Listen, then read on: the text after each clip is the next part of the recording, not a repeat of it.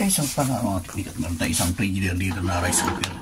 Ang complaint ng may-ari is wala daw siyang power. So pag mga walang power, ang una natin i-check dito, it's either yung fuse ng AC cord o yung kanyang thermostat. Yung dalawa lang yun ang madalas na may problema.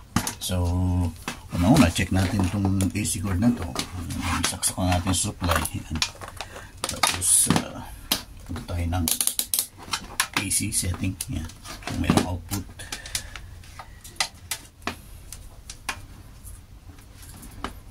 Yan. So meron ito patiknik 240 volts. So wala tayong problema sa AC cord. So malinaw na ang problema dito. Buksan natin.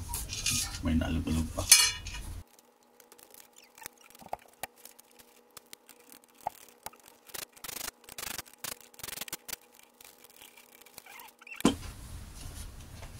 May sunog mga kateknik.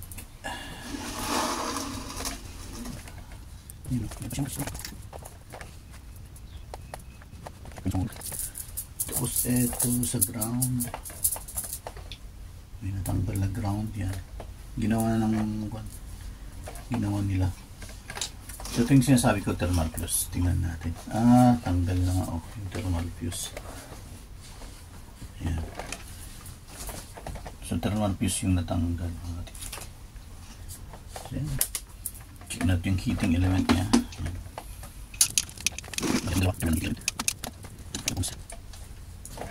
Yan. Good pa siya. 79 ohms. So, good pa yung ating heating element. So, ito yung ganyang pinaka-thermostat.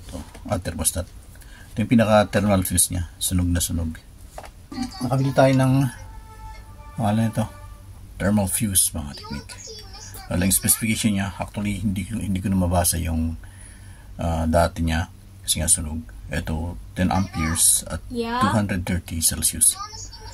So, actually, hindi allowed ang soldering dito. Kasi unang-una, mga teknik. First thing first pala. Then why are you asking me? Check natin to kung good siya. Ayan. Dapat shorted. Ayan. So, okay po siya, mga teknik. Good tayo dyan. Ngayon, yung pagdugtong natin dito, yung mga teknik, yung pagdugtong natin, medyo kasi pwede yung panghinang lang, mga teknik, kasi yung mainit pwede niyang lusawin. Kaya ito na lang, mayroon akong mga connector dito. Ito na lang gamitin natin na pang connect. Tapos samahan na rin natin ng hinang. So maligyan yan siya. Oh my god.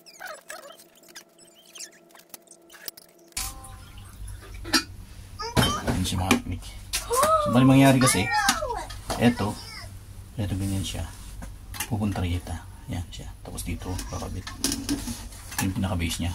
So, idudugtong natin gamit ng connector na ito. Yan.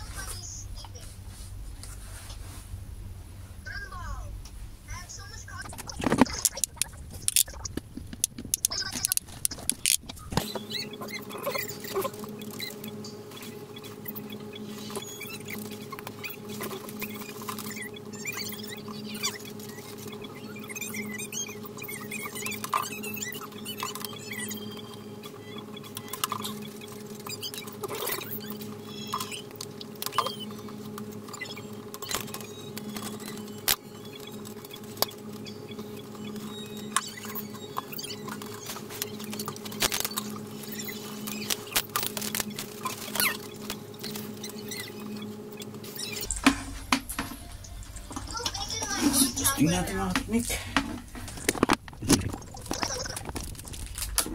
Yun, dilaw siya mga teknik. So thanks God, okay na po siya. Walang nasunog. Yan.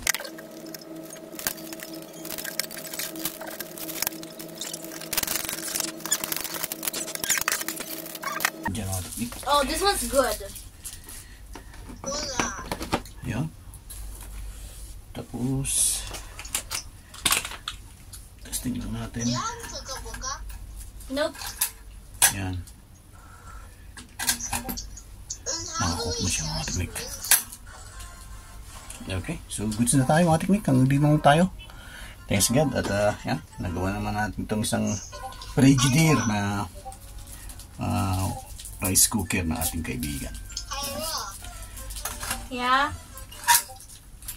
Narin kung umiinit.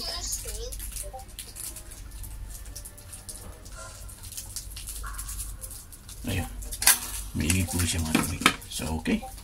Hindi naman tayo. More power. And God bless. So, yun lang po mga teknik. Kung walang power yung ating mga ganitong tawag ito, rice cooker. Either fuse niya rito. Yung fuse niya rito. Ayan, fusible kasi yan eh. Or yung thermostat. Thermostat. Yung thermal fuse. So, yun lang. Yun ang dalawang yun ang nagiging problema na pag walang power.